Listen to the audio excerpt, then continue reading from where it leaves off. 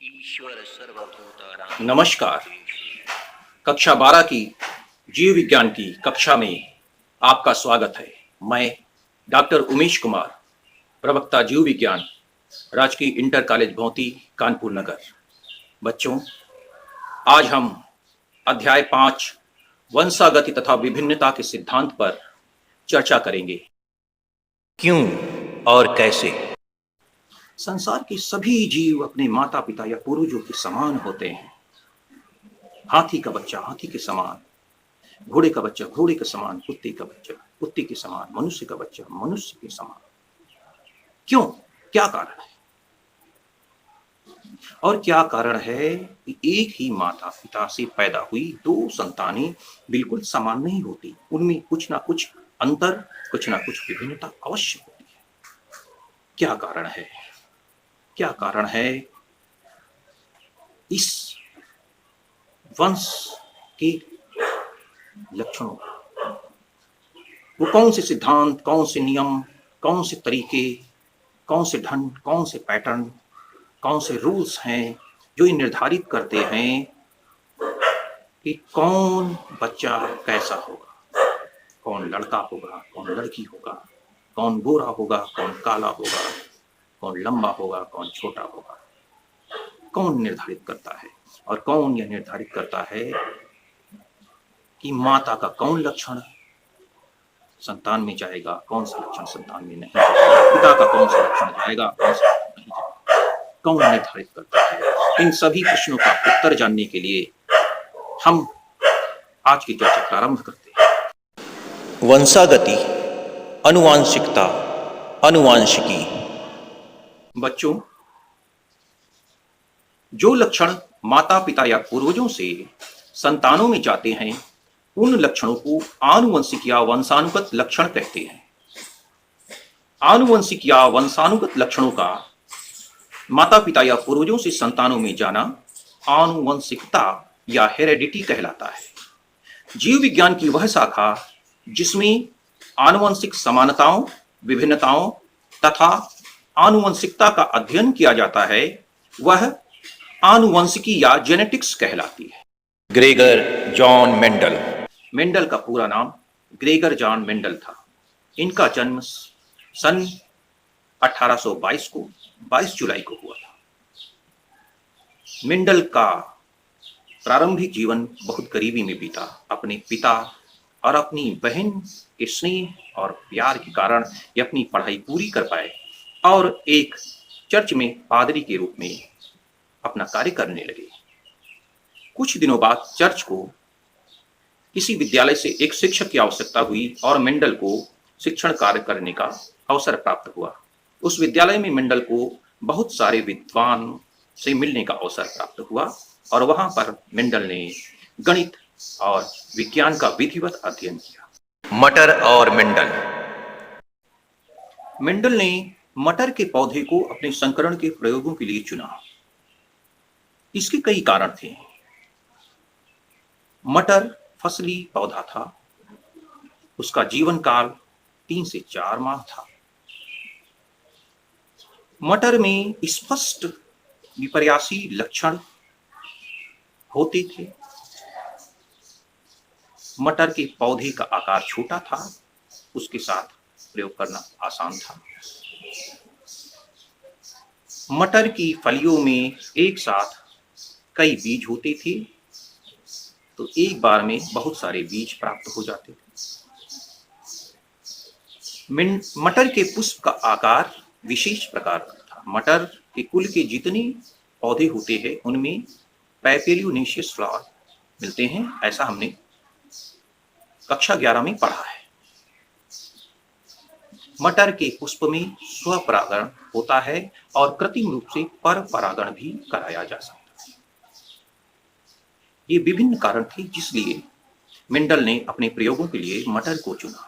Mendel के मटर पर संकरण के प्रयोगों के निष्कर्ष। प्रयोगों के आधार पर कुछ निष्कर्ष निकाले। पहला यह कि सभी आनुवंशिक लक्षण स्वतंत्र एकक कारक या कारण पदार्थों द्वारा नियंत्रित होते हैं, जिन्हें मेंडल ने एलिमेंट नाम दिया। बेटसन ने इन्हें बाद में 1902 में फैक्टर या कारक नाम दिया और जॉनसन ने 1909 में इन्हें जीन्स कहा। लेकिन मेंडल के समय फैक्टर और जीन्स शब्द प्रकाश में नहीं आए थे, इसलिए मेंडल इन्हें एलिमेंट कहा। प्रत्येक लक्षण के लिए जीव में, उसकी दैहिक कोशिकाओं में एक जोड़ा कारक होते हैं। उन एक जोड़ा कारकों में एक कारक जीव को पिता से और एक कारक जीव को माता से प्राप्त होता है। युग्मक निर्माण के समय ये कारक जोड़े अलग हो जाते हैं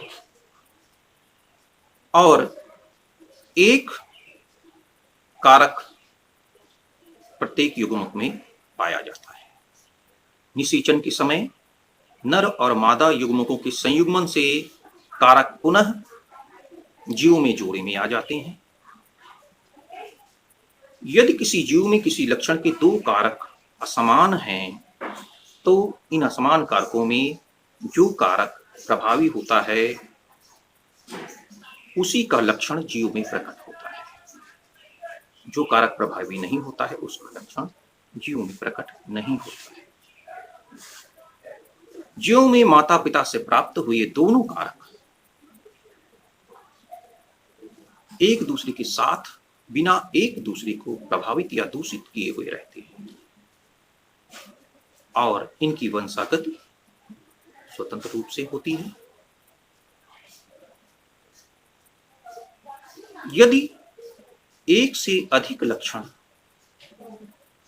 की वंशागति एक साथ हो रही है तो एक लक्षण स्वतंत्र रूप से माता पिता से संतानों में जाएगा। एक लक्षण की वंशागति दूसरे लक्षण की वंशागति को प्रभावित नहीं करेगी।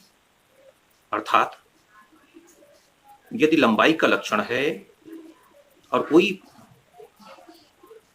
पैतृक पितृ पौधा लंबा है और उसके बीज का आकार गोल है, तो बीज का आकार और लंबाई का जो कारक है या जो लक्षण है वह एक दूसरे की वंशागत को प्रभावित नहीं करेगा। लंबाई का लक्षण अलग वंशागत करेगा और बीज के आकार का रंग अलग तरीके से वंशागत करेगा। ये एक दूसरे से प्रभावित नहीं होंगे।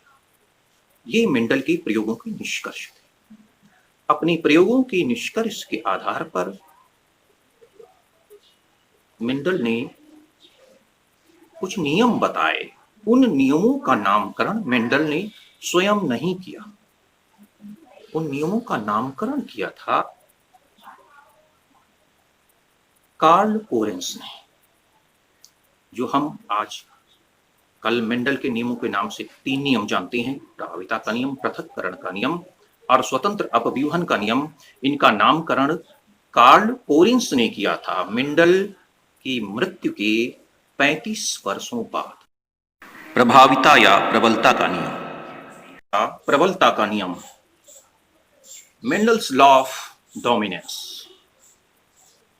जब एक जोड़ा विपर्यासी या विरोधी लक्षणों को ध्यान में रखकर 2 शुद्ध जनकों के बीच संकरण कराया जाता है तो उनकी संतानों में दोनों विरोधी या विपर्यासी लक्षणों में जो लक्षण प्रकट होता है उसे प्रभावी लक्षण कहते हैं और जो लक्षण प्रकट नहीं होता है उसे अप्रभावी लक्षण कहते हैं। इसे मेंडल का प्रभाविता का नियम कहते हैं। अगर हम संकरण का प्रयोग देखें तो मेंडल ने 2 शुद्ध मटर के पौधे लिए। शुद्ध का अर्थ है समयुग्मजी, जिसमें दोनों फैक्टर या दोनों एलिमेंट या दोनों जीन समान होते हैं, होमोजाइगस कंडीशन।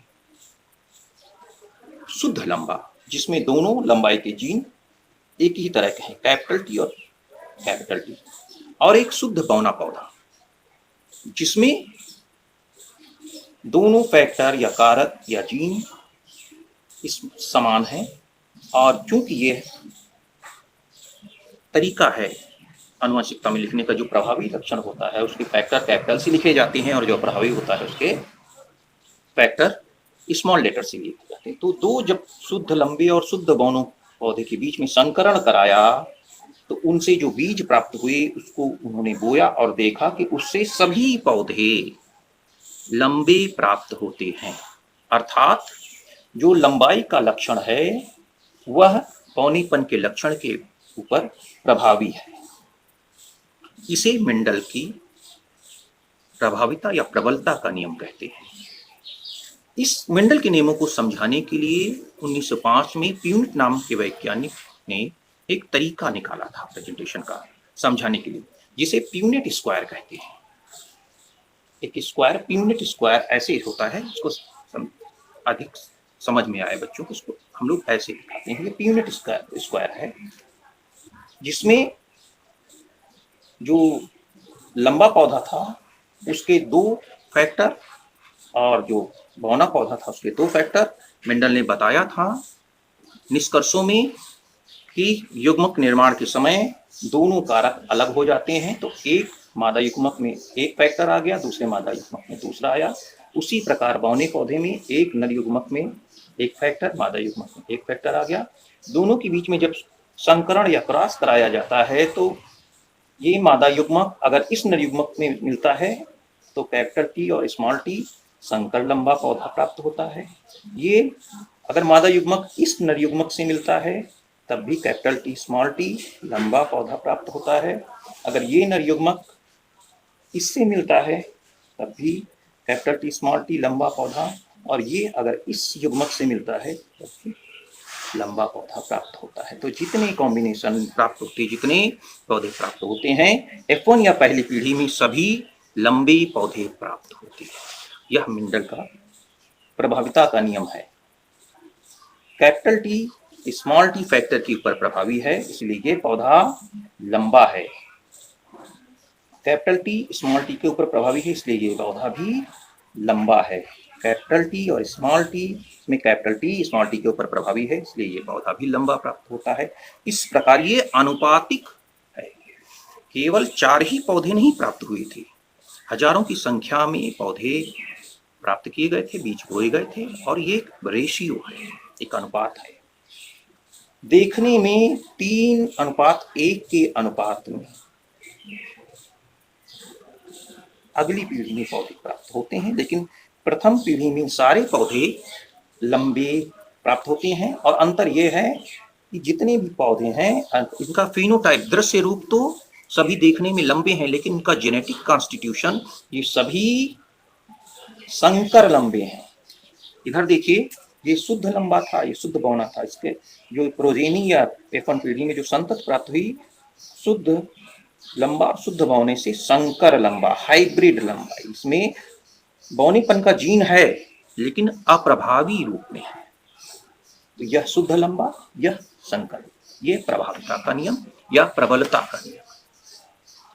जो लक्षण प्रभावी होगा वही संतानों में प्रकट होगा। लंबाई और बौनेपन में लंबाई का लक्षण प्रभावी था, इसलिए संतानों में यह लक्षण प्रकट हुआ, बौनेपन का लक्षण छिप गया।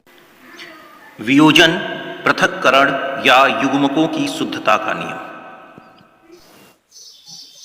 मेंडल का पृथक्करण या वियोजन या युग्मकों की शुद्धता का नियम, लॉ ऑफ सेग्रीगेशन और प्योरिटी ऑफ गैमेट। मेंडल के इस नियम के अनुसार प्रत्येक लक्षण एक कारक के जोड़े द्वारा नियंत्रित होता है, अर्थात एक लक्षण के लिए 2 कारक होते हैं। युग्मक निर्माण के समय जोड़े के कारकों में से सिर्फ एक ही कारक किसी युग्मक में जाता है। इस प्रकार प्रत्येक युग्मक में किसी भी लक्षण का एक कारक होता है और वह क्योंकि अकेला होता है इसलिए शुद्धतम अवस्था में होता है। जब निषेचन क्रिया में नर और मादा युग्मक मिलते हैं तो ये लक्षणों के कारक पुनः जोड़े में आ जाते हैं। ये लक्षणों के कारक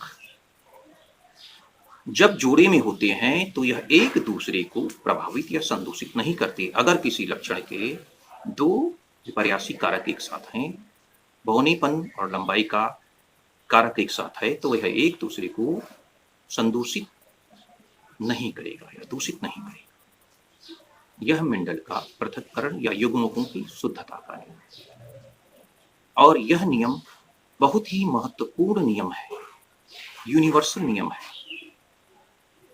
इस नियम के अपवाद नहीं है। एक विशेष परिस्थिति D non disjunction of chromosome होता है, जो आगे के अध्यायों में हम पढ़ेंगे। उसी प्रोसेस द्वारा ही यह नियम तोड़ा जा सकता है, नहीं तो यह यूनिवर्सल नियम है। आइए इस नियम को मेंडल के प्रयोग द्वारा समझते हैं। जब शुद्ध लंबे और शुद्ध बौने पौधे के बीच मेंडल ने संकरण कराया, तो पहली पीढ़ी में सभी लंबे पौधे प्राप्त हुए थे प्रभाविता के नियम के अनुसार। इन लंबे पौधों के बीच में जब स्वपरागण कराकर दूसरी पीढ़ी के पौधे प्राप्त किए गए, तो दूसरी पीढ़ी में 3 लंबे और 1 शुद्ध बौना पौधा प्राप्त हुआ। दृश्य रूप 3:1। इनका अगर जेनेटिक कॉन्स्टिट्यूशन देखा जाए तो एक शुद्ध लंबा, जिनमें दोनों फैक्टर कैपिटल टी, 2 संकर लंबे, जिनमें से एक कैपिटल टी स्मॉल और एक स्मॉल टी फैक्टर, दूसरा भी एक कैपिटल टी दूसरा स्मॉल टी फैक्टर, और जो चौथा पौधा था वो शुद्ध बौना था। दोनों जो उसके फैक्टर थे वो स्मॉल टी स्मॉल। यह पृथक्करण का नियम है। यहाँ पर बौनेपन और लंबाई दोनों के जीन्स एक साथ आ जाते हैं पहली पीढ़ी में, जो संकर लंबा, लेकिन ये मिक्स नहीं होते हैं। लंबाई का और बौनेपन का जीन्स मिक्स नहीं होता है। ब्लेंडिंग इनहेरिटेंस याद करिए, मेंडल के पहले जो वंशागत का सिद्धांत माना जाता था, सम्मिश्रण का सिद्धांत, उस सिद्धांत के अनुसार कैपिटल टी और स्मॉल टी मिक्स हो जाना चाहिए और बीच की लंबाई का पौधा मिलना चाहिए, लेकिन ऐसा नहीं हुआ। सभी पौधे लंबे प्राप्त हुए। ये विशेष बात थी मेंडल के इस नियम के द्वारा जो समझाई गई, और सम्मिश्रण थ्योरी का खंडन हुआ जिससे, तो पहली पीढ़ी में सभी लंबे पौधे प्राप्त हुए। इन संकर लंबे पौधों के बीच में जब स्वपरागण कराकर बीज प्राप्त किए गए और उनको देखा गया, उनको उपजाकर बीजों को देखा गया, तो 3 के अनुपात में लंबे पौधे और 1 बौना पौधा था। ये दृश्य रूप था, 3 लंबे और 1 बौना, और इनका जेनेटिक कॉन्स्टिट्यूशन देखा गया तो एक शुद्ध लंबा था, एक शुद्ध बौना था, और ये 2 संकर लंबे थे। शुद्ध लंबा पौधा ये पैतृक पौधा था जो इस दूसरी F2 पीढ़ी में प्रकट हुआ। शुद्ध बौना ये पौधा था जो इस पीढ़ी में प्रकट हुआ। अर्थात जो लंबेपन का लक्षण था वो शुद्धता से दूसरी पीढ़ी में, पहली पीढ़ी में था, दूसरी पीढ़ी में गया, उसको इस वाले टी ने इसको प्रभावित नहीं किया। बौनेपन का जो फैक्टर था उसको भी इस कैपिटल टी ने प्रभावित नहीं किया, शुद्धतम रूप में बना रहा। यही युग्मकों की शुद्धता का नियम है, और F2 पीढ़ी में शुद्धतम रूप में प्रकट हुआ। यह युग्मकों की शुद्धता का नियम या पृथक्करण का नियम। फिर से देख लेते हैं। शुद्ध लंबा और शुद्ध बौना पौधा दोनों के बीच में संकरण हुआ तो संकर लंबे पौधे प्राप्त हुए, लेकिन इस संकर लंबे में जो लंबाई का और बौनेपन का जीन्स था वह प्रभाविता के नियम के अनुसार लंबेपन का गुण प्रदर्शित तो हुआ, लेकिन बौनेपन के गुण ने इसको प्रभावित नहीं किया, लंबा ही बना रहा अगली पीढ़ी में। और ना ही लंबेपन के फैक्टर या जीन को बौनेपन के फैक्टर ने प्रभावित किया। प्रकट होने में तो प्रकट हुआ लंबाईपन, लेकिन ये मिक्स नहीं, सम्मिश्रित नहीं हुए, शुद्धतम रूप में रहे। इसने अपना काम नहीं किया। इसने कैपिटल टी 2 मित्रों में अगर एक प्रभावी है तो दूसरी की चलने देता है कि भाई तुम जो चाहते हो करो, ठीक है, मैं यस यस यस मैं। तो जो प्रभावी था उसने अपना गुण प्रकट किया, अप्रभावी चुपचाप साथ में लगा रहा, ठीक है तुम अपना काम करो, लेकिन इसने अपने मूल गुण को त्यागा नहीं। और ये जब अपने ही गुण के समान साथी के साथ अगली पीढ़ी में आया तो वो दोनों के सेम गुण थे, प्रकट हो गए। ये जो प्रभावी थे भाई साहब, ये यहाँ पर अपना रौब नहीं झाड़ पा रहे हैं, यहाँ है ही नहीं। यहाँ पर स्मॉल टी के साथ हैं तो ये अपना प्रभाव दिखा रहे हैं। स्मॉल टी चुपचाप बैठा हुआ है, यहाँ पर स्मॉल टी चुपचाप बैठा हुआ है, कैपिटल टी अपना प्रभाव दिखा रहा है। यहाँ पर दोनों प्रभावी हैं तो दोनों एक लक्षण प्रदर्शित करते हैं। यहाँ पर अप्रभावी लक्षण को रोकने वाला कोई प्रभावी लक्षण नहीं है, इसलिए ये अपना बौनेपन का लक्षण प्रदर्शित कर रहा है। यह पृथक्करण का नियम या युग्मकों की शुद्ध स्वतंत्र अपव्यूहन का नियम, लॉ ऑफ इंडिपेंडेंट असॉर्टमेंट। स्वतंत्र अपव्यूहन का नियम या लॉ ऑफ इंडिपेंडेंट असॉर्टमेंट। स्वतंत्र अपव्यूहन का नियम मेंडल के द्विसंकर संकरण के प्रयोगों पर आधारित है। इस नियम के अनुसार लक्षणों की वंशागति स्वतंत्र रूप से होती है। एक लक्षण की वंशागति दूसरे लक्षण की वंशागति को प्रभावित नहीं करती है। अर्थात यदि संतानों में एक से अधिक लक्षण जा रहे हैं तो वह स्वतंत्र रूप से जाएंगे। अगर कोई गोरा है और लंबा है, किसी का पिता गोरा और लंबा है और किसी की माता काली है और बौनी है, तो आवश्यक नहीं है कि उसके बच्चे गोरे या लंबे हों या काले या नाटे हों। गोरे और बौने भी हो सकते हैं, काले लंबे भी हो सकते हैं। एक लक्षण की वंशागति दूसरे लक्षण की वंशागति को प्रभावित नहीं करती। एक लक्षण दूसरे लक्षण से स्वतंत्र होकर वंशागत। आइए मेंडल के प्रयोग से समझते हैं कि क्या है स्वतंत्र अपव्यूहन का नियम। मेंडल ने द्विसंकर संकरण द्वारा स्वतंत्र अपव्यूहन के नियम को समझाया। जब दो जोड़ा विपरीत लक्षणों को ध्यान में रखकर संकरण कराया।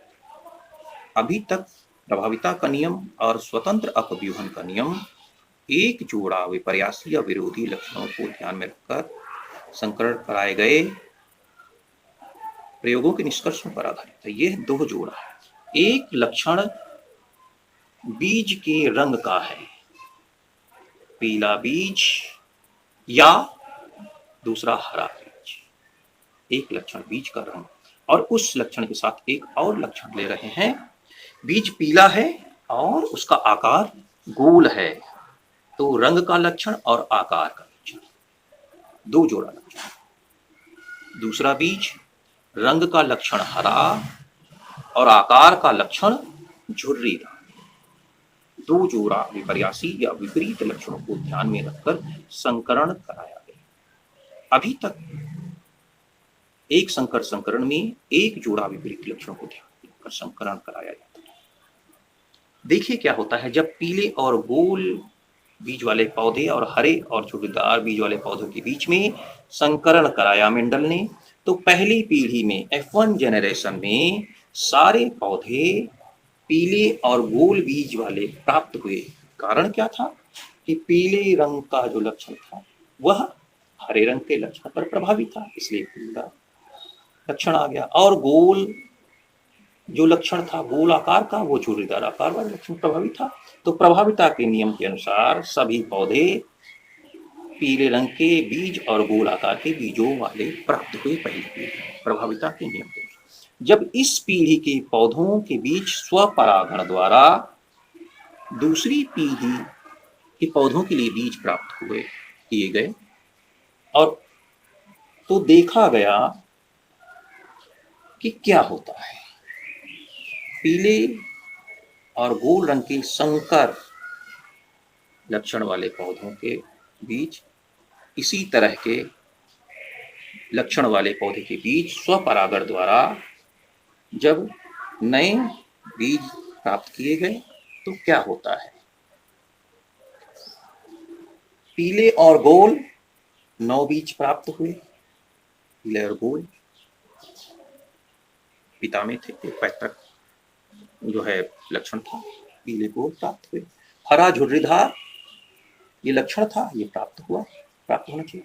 दो नए कॉम्बिनेशन बन गए, दो नए कॉम्बिनेशन, पीला झुर्रीदार पीले के साथ गोल जाना चाहिए अगर लक्षण साथ में वंशागत होते हैं, लेकिन नहीं, पीले के साथ, इस पीले के साथ ये झुर्रीदार वाला लक्षण चला गया, ये पीला, और इस गोल वाले के साथ हरा रंग चला गया।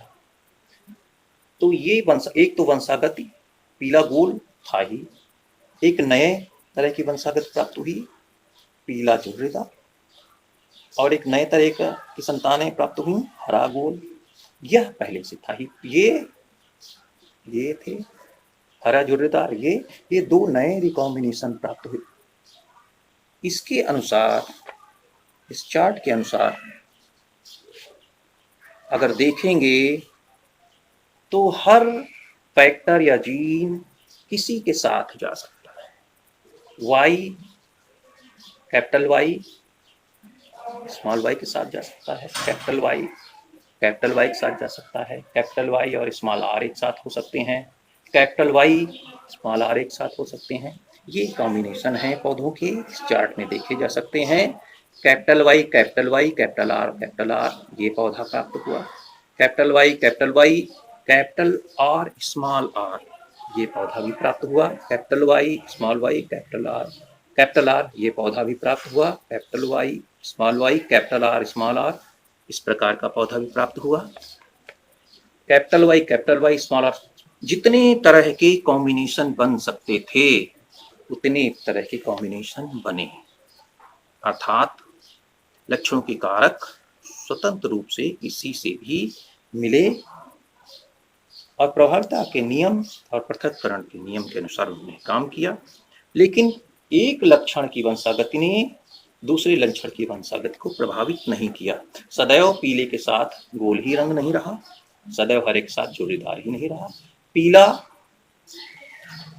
जोड़ीदार के साथ जा सका, हरा गोल के साथ कंबाइन हो सका। इस तरह से 4 कॉम्बिनेशन बने, अर्थात किसी जीव के जो लक्षण हैं वह एक साथ नहीं। एक किसी महापुरुष की कथा है, बहुत विद्वान व्यक्ति था, लोग कभी अरस्तु को इससे जोड़ते हैं, कभी विवेकानंद को जोड़ते हैं, जो भी रहा हो। तो किसी एक सुंदर महिला ने कहा, जो विद्वान नहीं थी, उसने कहा कि अगर हम और आप दोनों शादी कर लें तो हमारी जो संतानें आपकी तरह बुद्धिमान और हमारी तरह सुंदर होंगी। तो उस विद्वान व्यक्ति ने, जो कि कुरूप था, उसने कहा, लेकिन अगर संतानें मेरी तरह कुरूप और तुम्हारी तरह मूर्ख पैदा हो गई तब क्या होगा? यही लॉ ऑफ इंडिपेंडेंट असॉर्टमेंट है। कुरूपता जीन्स बुद्धिमानी के साथ जरूरी नहीं हो जाए, जरूरी नहीं कुरूपता का जीन्स मूर्खता का। लक्षण, कोई लक्षण किसी लक्षण के साथ वंशानुगत हो सकता है और एक लक्षण की वंशागति दूसरे लक्षण की वंशागति को प्रभावित नहीं करती। मेंडल की सफलता के कारण। मेंडल की सफलता के क्या कारण थे? मेंडल से पहले बहुत से लोगों ने संकरण के प्रयोग किए, लेकिन वो किसी नियम को बनाने में सफल नहीं हुए, स्पष्ट कोई सिद्धांत तो नहीं दे पाए। आखिर इसके कारण क्या थे? पहला कारण यह कि मेंडल ने अपने प्रयोगों के लिए जिस पौधे को चुना था, जिस फसली पौधे मटर को चुना था, उसमें स्पष्ट विपर्यासी लक्षण पाए जाते थे। संकरण द्वारा उसे जो संतानें मिली वो सभी फर्टाइल थी, जननक्षम होती थी। मटर का जीवन काल बहुत थोड़ा होता था, बहुत सारे बीज एक बार में मिल जाते थे। बहुत बड़े सैंपल को कलेक्ट किया था उन्होंने। अपने प्रयोगों के निष्कर्षों की गणितीय व्याख्या और सांख्यिकीय व्याख्या उन्होंने बहुत अच्छे तरीके से की थी, क्योंकि वह जटिल अवश्य था, लेकिन बहुत सरल, तर्कपूर्ण और वैज्ञानिक व्याख्या। यह बात अलग थी कि मेंडल अपने समय से बहुत आगे चल रहे थे, क्योंकि मेंडल ने जिस समय अपने निष्कर्ष दिए वंशागत से संबंधित, उस समय ना तो केंद्रक की स्पष्ट जानकारी थी, ना तो अर्धसूत्री विभाजन की स्पष्ट जानकारी थी, युग्मकों के निर्माण की ना स्पष्ट जानकारी थी, ना गुणसूत्रों की खोज हुई थी, ना गुणसूत्रों के नाम दिए गए थे, ना जीन्स का नाम उस समय था। गुणसूत्र तो का नाम वाल्डेयर ने 1888 में दिया, जीन शब्द जॉनसन ने 1909 में दिया, फैक्टर शब्द बैटसन ने दिया 5 में। ये सब चीजें न होने के बावजूद मेंडल ने अपने जो नियम दिए वो सर्वकालिक थे, आनुवंशिकता के आधार थे, और जिन्होंने जीव विज्ञान के क्षेत्र में एक नए युग का सूत्रपात किया जिसे जेनेटिक्स का युग कहते हैं। मेंडल की नियमों का महत्व। मेंडल के नियम आनुवांशिकी के आधार है, इसलिए मेंडल को आनुवांशिकी का जनक कहा जाता है, फादर ऑफ जेनेटिक्स का सम्मान दिया जाता है। मेंडल के नियम आनुवांशिकी और आनुवंशिकता के आधारभूत सिद्धांत हैं। इन्हीं नियमों के आधार पर नई जातियों का विकास किया जा सकता है, नस्लों में सुधार किया जा सकता है, सुजननी का विकास मेंडल के नियमों के अनुसार होगा। वंशानुगत रोगों की जानकारी और वंशागत रोगों से बचाव का आधार मेंडल के नियम ही हैं। मॉडर्न जेनेटिक्स का संपूर्ण आधार मेंडल के नियम है। मेंडल का पृथक्करण का नियम या युग्म की सिद्धता का नियम यूनिवर्सल लॉ है। सामान्य परिस्थितियों में इसका अपवाद ही नहीं है। अगली चर्चा का विषय गैर मेंडलीय वंशागत। अपना कीमती समय हमारे साथ बिताने के लिए बहुत बहुत धन्यवाद।